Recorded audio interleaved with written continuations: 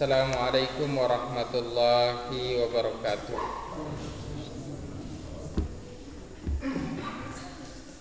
Alhamdulillah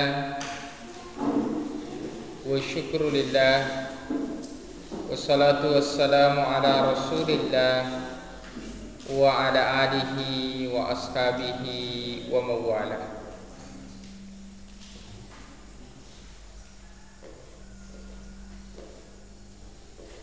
Hadirin sidang jamaah subuh yang insyaallah senantiasa dirahmati, diberkahi, dicintai dan diridhoi oleh Allah Subhanahu wa taala.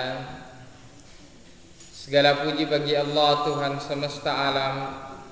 Salawat dan salam senantiasa tercurah kepada junjungan kita baginda Nabiullah Muhammad sallallahu alaihi wasallam.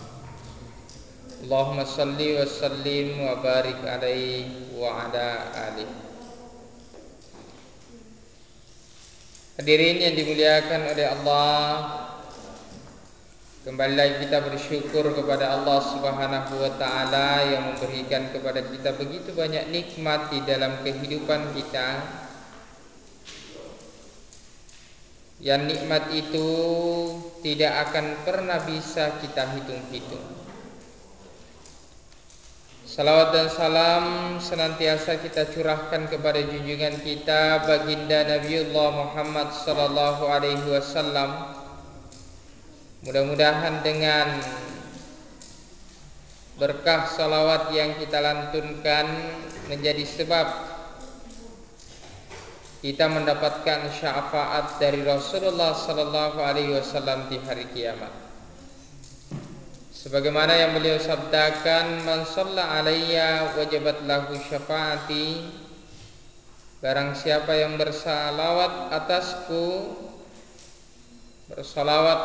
kata Rasulullah sallallahu alaihi wasallam, wajabat lahu syafaati, maka wajib mendapatkan syafaatku di hari kiamat. Baik, kita melanjutkan pengajian ba'da subuh kita. Terakhir kita sudah membahas tentang apa saja rukun-rukun sholat itu, kemudian apa saja yang disunnahkan, baik itu berupa sunnah hayat maupun sunnah ab'ad. Insyaallah pekan ini kita akan masih membahas tentang bab sholat. Yang pertama kita membahas tentang perbedaan antara perempuan dan laki-laki di dalam sholat. Di dalam kitab Fathul Qorib itu dijelaskan bahwa wal mar'atu tukhalifur rajul, seorang perempuan berbeda dengan seorang laki-laki fi khamsati asya'a, dalam 5 perkara. Jadi ada 5 perbedaan antara laki-laki dan perempuan ketika dia melaksanakan sholat. Yang pertama itu farrajulu yujafi mirfaqaihi an jambaihi. Jadi perbedaannya laki-laki dan perempuan ketika sholat, kalau laki-laki dia itu tidak merapatkan sikunya, tidak merapatkan sikunya ketika dia sholat pada saat sujudnya itu. Jadi pada saat sujud kalau perempuan dia rapat, kalau laki-laki dia diangkat. Begitupun antara perut dengan pahanya ini, itu kalau laki-laki dia tidak dirapatkan, renggang. Kalau perempuan itu dirapatkan. Itu perbedaan antara laki-laki dan perempuan. Kemudian wa idana bahu ay asabahu syai' fi sholati sabbah. Jadi tadi perbedaan ketika sujud. Juga dibahas kemarin ketika takbiratul ihram, kalau laki-laki disunahkan mengangkat ya. Seperti ini, kalau perempuan cukup di depan dada saja. Nah, kemudian dijelaskan yang kedua, wa idana bahu ay asabahu syai, ketika ada sesuatu yang terjadi di dalam sholat ya, misalnya kita sholat berjamaah, ada sesuatu yang terjadi, apakah salah gerakan atau rakaat kurang, atau ada sesuatu yang kemudian perlu diberikan peringatan kepada imam, maka sabbaha, seorang laki-laki itu bertasbih dengan mengucapkan subhanallah. Itu kalau laki-laki. Tapi kalau perempuan itu berbeda ya. Kalau perempuan itu dijelaskan di baris selanjutnya itu ya, wa idza nabaha syai' fi sholati saffaqat bidarbil yumna ala dhuhril yusra.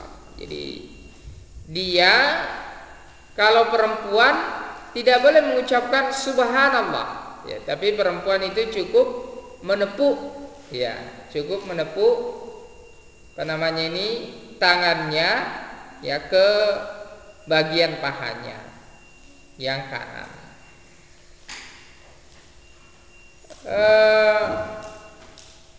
Kemudian jadi itu perbedaannya, kalau perempuan tidak boleh bilang subhanallah ya. Hanya laki-laki yang mengatakan seperti itu. Kemudian yang ketiga itu masalah aurat. Wa auratur rajul ma baina ya. Jadi aurat laki-laki itu antara mabaina, ini sudah dijelaskan, mabaina antara pusarnya warukbatihi dan lututnya. Jadi antara pusar dan lutut itu adalah aurat laki-laki. Sedangkan aurat perempuan itu ya, jami'ul badan, semua bagian badan ya, illa wajhaha wa kaffaiha, kecuali mukanya dan telapak tangannya ya. Jadi kalau perempuan kemudian kelihatan telapak tangannya ketika dia sholat, maka itu diperbolehkan. Perempuan juga ya, mukanya itu bukan aurat ketika dia melaksanakan sholat. Kemudian bagaimana kalau seseorang di dalam sholatnya memakai penutup wajah, apakah masker dan lain sebagainya? Kalau itu dalam keadaan pandemi, untuk menghindari penyakit atau sesuatu dan lain hal, maka itu diperbolehkan. Tetapi kalau dalam keadaan biasa normal itu dimakruhkan. Ya, dimakruhkan, bukan diharamkan, dimakruhkan. Yaitu perbedaan aurat laki-laki dan perempuan. Tetapi itu kan batasan, kalau misalnya laki-laki antara pusar dan lutut itu batasan minimalnya. Tidak mungkin kita sholat hanya menutupi itu saja, karena kurang beradab. Kemudian selanjutnya, kalau laki-laki dia itu mengangkat ya suaranya, ya, dia mengangkat suaranya di tempat-tempat yang disunahkan untuk mengangkat atau mengeraskan suara ya, jadi pada saat mengucapkan Allahu Akbar, Sami Allahu liman hamidah, atau kemudian ketika membaca Al-Fatihah pada saat sholat maghrib, sholat isya, dan sholat subuh ya, dan membaca surah-surah pendek setelahnya, itu disunahkan untuk dikeraskan. Sedangkan untuk perempuan ya, untuk perempuan apalagi bihadaratir rajul al-ajanib, karena hadirnya laki-laki ajnabiyah atau laki-laki lain yang bukan mahram, maka itu tidak boleh mengangkat atau mengeraskan suaranya. Cukup suara yang dikeluarkan itu suara yang didengarkan oleh telinganya saja. Itu perbedaan-perbedaan antara laki-laki dan perempuan ketika dia melaksanakan sholat. Kemudian selanjutnya kita membahas tentang hal-hal yang membatalkan sholat. Apa saja yang membatalkan sholat itu di dalam kitab takrib yang disyarah di dalam kitab Fathul Qarib disebutkan ahada asyar syai'an. Jadi ada 11 perkara. Yang pertama al-kalamu al-amd. Jadi berbicara yang disengaja.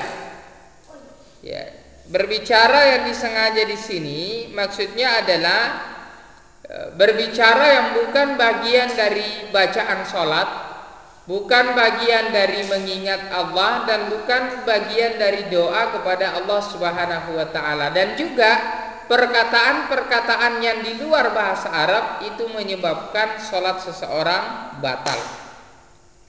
Wal amalu al-kathiru, dan juga perbuatan atau gerakan yang banyak. Ya, kalau dijelaskan sebelum-sebelumnya, apalagi gerakannya itu 3 kali berturut-turut, maka itu bisa membatalkan sholat. Tetapi gerakan yang dimaksud di sini adalah gerakan anggota badan yang besar, bukan bagian kecilnya.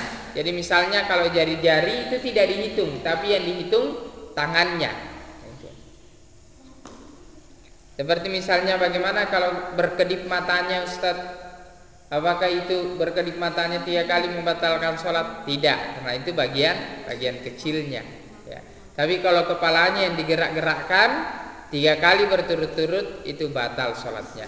Ya, jadi bisa dicatat adik-adik. Jadi yang membatalkan sholat itu yang pertama berbicara dengan sengaja di luar bacaan sholat. Kemudian yang kedua bergerak yang banyak yang bukan bagian dari gerakan sholat. Ya. Wal hadatsu, ya, dan orang yang berhadas, ya, itu tiba-tiba di dalam sholatnya kemudian berhadas, apakah buang angin misalnya, maka sholatnya langsung batal.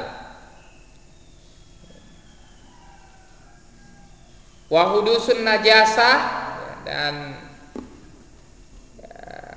berhadas karena najis itu juga kemudian membatalkan sholat. Ini penjelasannya sudah diketahui masing-masing bahwa berhadas itu pasti membatalkan sholat seseorang. Kemudian tersingkapnya aurat atau terbukanya aurat seseorang itu juga menyebabkan sholatnya menjadi batal. Bagaimana kalau terbukanya aurat itu adalah sesuatu yang tidak disengaja, misalnya terkena angin dan lain sebagainya? Kalau masih bisa diperbaiki, maka sholatnya dilanjutkan, diperbaiki pakaiannya, dirapikan kembali dengan gerakan yang tidak terlalu banyak. Tiba-tiba ketika sholat, ya, bajunya tersingkap, ya, karena angin, tiba-tiba auratnya kelihatan, maka itu dirapikan seketika. Kalau dirapikan seketika, maka sholatnya tidak batal. Tetapi kalau sudah tidak bisa dirapikan, kalaupun mau dirapikan nanti terlalu banyak gerakan dalam sholat, maka bisa diulangi sholatnya.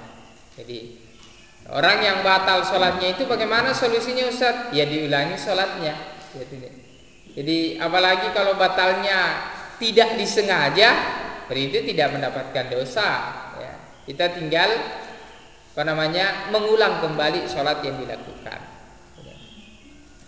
Wa taghyirun niyah, dan berubahnya niat. Jadi di tengah sholat, wah saya niatnya ini tadi sholat tahiyatul masjid. Wah enggak, saya mau niat sholat ba'diyah subuh saja, qobliyah subuh saja.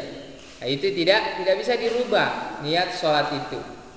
Juga tidak boleh orang berniat, wah nanti kalau sujud saya mau batalkan sholatnya. Walaupun dia berniatnya nanti pada saat sujud baru mau membatalkan sholat, itu seketika sudah batal sholatnya. Ini perbedaan sholat dengan ibadah yang lain, seperti puasa misalnya. Kalau orang berpuasa, dia mengatakan nanti kalau sudah duhur saya mau batalkan puasa saya.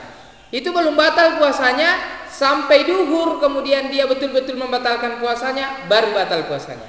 Tapi kalau sholat, kita berniat untuk membatalkan sholat, kita masih berdiri tapi mengatakan nanti kalau sujud saya membatalkan sholat. Seketika itu walaupun belum sujud, itu sudah batal sholat kita. Jadi masalah niat di dalam sholat itu betul-betul harus dijaga. Kemudian wastidbaril kiblah, membelakangi kiblat. Ini membelakangi kiblat jelas ya, batal sholatnya, kecuali orang yang sholat di atas perahu atau kapal. Wal aklu wasyarbu, dan makan dan minum. Jadi makan dan minum itu juga menyebabkan batalnya sholat seseorang. Adakah orang makan dan minum dengan sengaja di dalam sholatnya, seperti pada umumnya makan dan minum di luar sholat? Tentu tidak ada. Tetapi kenapa para fuqaha, para ulama-ulama fikih mencantumkan ini? Karena terkadang ada seseorang makan di dalam sholatnya, dia merasa tidak makan tetapi itu termasuk makan ya. Seperti apa? Misalnya ada sisa-sisa makanan yang kemudian kita telan ketika kita sholat, maka itu membatalkan sholat ya. Makanya sebelum sholat disunnahkan untuk berkumur-kumur terlebih dahulu. Ketika sebelum sholat kita memakan sesuatu, maka berkumur-kumur terlebih dahulu ya. Atau kalau mau bagus diperbarui wudunya. Jadi apakah makan dan minum itu Ustaz membatalkan wudu? Tidak ya. Wah saya sudah makan, makanya saya mau wudu dulu baru sholat. Sebenarnya bukan makan dan minum yang membatalkan sholat ya. Orang hanya berwudu ketika setelah makan karena mau melakukan sholat, karena khawatirnya ada sisa-sisa makanan yang terselip di bagian mulut kita, kemudian nanti pada saat sholat itu kemudian ditelan, maka akan membatalkan sholat. Ini terutama di bulan Ramadan, sudah ambil air wudu, kemudian persiapan untuk buka, kemudian ketika berbuka makan ya, makan nasi atau yang lainnya, kemudian ada terselip, baru tidak berkumur-kumur langsung sholat. Kalau ada masuk nanti ke tenggorokan, melewati sisa-sisa makanan itu melewati tenggorokan, maka kemudian akan batal sholatnya. Maka apakah wajib kita berkumur-kumur? Ustaz, tidak wajib, tetapi disunnahkan untuk menghindari adanya makanan yang masuk ketika sholat ya. Minimalnya kita minum supaya membersihkan sisa-sisa makanan itu. Yang paling disunnahkan adalah bersiwak ya, atau menggosok gigi. Itu disunnahkan sebelum kita melaksanakan sholat. Kemudian wal kahkahah, orang yang tertawa di dalam sholatnya ya, itu kemudian akan membatalkan sholat. Kemudian wariddah, dan orang yang murtad ya, orang yang murtad pasti seketika langsung batal sholatnya. Nah, itu hal-hal yang membatalkan sholat. Kemudian pembahasan selanjutnya ya, ini tentang jumlah rakaat di dalam sholat ya. Kalau jumlah rakaat di dalam sholat, saya kira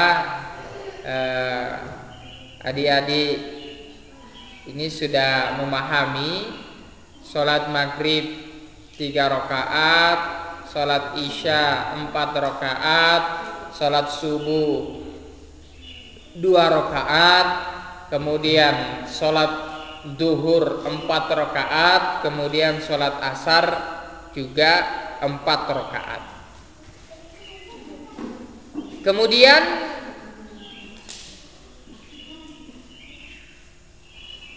yang pembahasan selanjutnya ini tentang apa-apa yang ditinggalkan di dalam sholat. Jadi yang ditinggalkan di dalam sholat itu biasanya ada 3 yang ditinggalkan seseorang. Itu sudah dibahas pekan sebelumnya. Yang pertama, ada orang yang meninggalkan fardunya sholat atau rukunnya sholat. Jika salah satu rukun sholat itu ditinggalkan, maka hukum sholatnya batal. Tapi kalau yang ditinggalkan adalah sunnahnya, maka itu tidak membatalkan. Kalau yang ditinggalkan adalah hayatnya atau sunnah hayatnya seperti tasyahud awal yang dilupa, maka itu diganti dengan sujud sahwi seperti yang sudah dijelaskan pada pembahasan sebelumnya. Kemudian pembahasan terakhir tentang sholat ini, sebelum kita masuk bab tentang sholat jamaah. Jadi tentang sholat berjamaah itu juga ada bab khususnya. Jadi bab terakhir sebelum kita masuk di bab sholat jamaah yang dijelaskan itu adalah waktu-waktu yang kita dimakruhkan, bahkan sebagian ulama itu mengharamkan untuk melaksanakan sholat. Faslun fil awqati allati tukrahu sholatu fiha tahriman kama fir raudati wasyarhil muhatsabi huna. Ya. Jadi kalau di dalam kitab Ar-Radah dan kitab Syarah Muhadzab itu disebutkan dia makruhnya makruh tahrim. Ya. Makruh tahrim itu apa? Makruh yang mendekati keharaman. Sedangkan di dalam kitab wa tansihan kama fit tahqiqi wa syarhil muhattabi fi nawaqidil wudu. Dan kalau di dalam kitab At-Tahqiq dan kitab Syarah Muhattab di pembahasan tentang nawaqidil wudu itu disebutkan dia adalah makruh tanzih. Artinya makruh yang tidak mendekati keharaman. Tetapi waktu sholat ini adalah waktu yang perlu kita hindari. Ya, waktu-waktu yang memang dijelaskan nanti seseorang kemudian dimakruhkan melaksanakan sholat pada khamsatu awqatin. Ya, ada lima waktu. La yusalli fiha illa sholat. Seseorang tidak melaksanakan sholat kecuali sholat laha sababun, yang memiliki sebab. Sebab apa? Misalnya orang baru masuk masjid, mau sholat tahiyatul masjid, itu sebab namanya.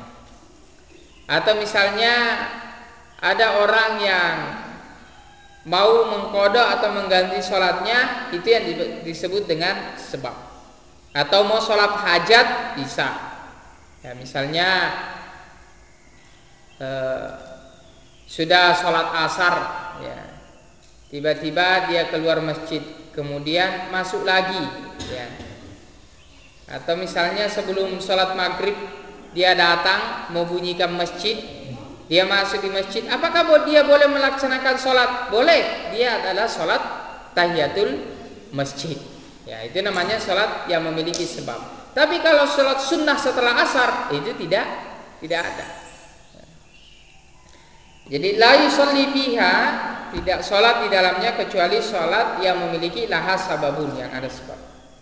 Yang pertama itu ba'da sholati subuhi, setelah sholat subuh.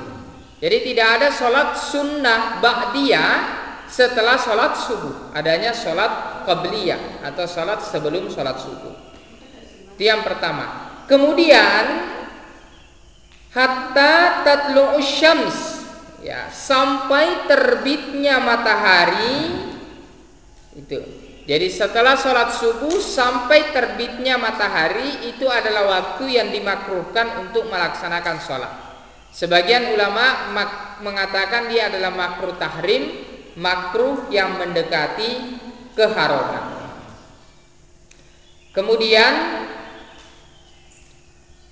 Wa inda tulu'iha hatta tatakamulu wa tartafi'u qadra rumhin. Ya. Itu yang pertama tadi, setelah sholat subuh sampai terbitnya matahari. Kemudian yang kedua, ketika terbit matahari sampai kemudian naik setinggi tombak. Ya. Kalau naik, ya, kalau sudah terbit matahari sampai nanti dia setinggi tombak, itu waktu yang dimakruhkan untuk melaksanakan sholat. Nanti kalau sudah lebih dari setinggi tombak, baru kita melaksanakan sholat. Maka sholat sholat isyraq, sholat duha, itu baru dilaksanakan setelah itu. Kemudian wa idza istawat hatta tazul. Kemudian ketika matahari tepat berada di tengah-tengah, itu juga dimakruhkan untuk sholat. Nanti kita melaksanakan sholat ketika sudah condong ke barat sedikit, ya, ketika sudah tergelincir. Itu ketika sudah masuk waktu duhur. Ya, kemudian dijelaskan di dalam kitab Fathul Qorib itu, kecuali pada hari Jumat. Kalau pada hari Jumat itu fala tuqraru as-sholatu fihi waqtal istiwa'i. Jadi tidak dimakruhkan sholat pada waktu istiwa, ya, pada hari Jumat. Kemudian wa ba'da sholatil asri, setelah sholat asar, hatta taghrubu syams, sampai kemudian terbenamnya matahari. Jadi setelah sholat asar tidak ada sholat sunnah setelah sholat asar. Wa inda gurubi hatta yatakamulu gurubiha. Kemudian ketika terbenamnya matahari sampai sempurna terbenamnya, itu kemudian dimakruhkan untuk melaksanakan sholat. Jadi ada 5 waktu ini kita dimakruhkan untuk melaksanakan sholat, ya. Yang pertama setelah sholat subuh sampai terbitnya matahari, yang pertama. Kemudian yang kedua pada saat terbit matahari sampai kemudian setinggi tombak, itu yang kedua.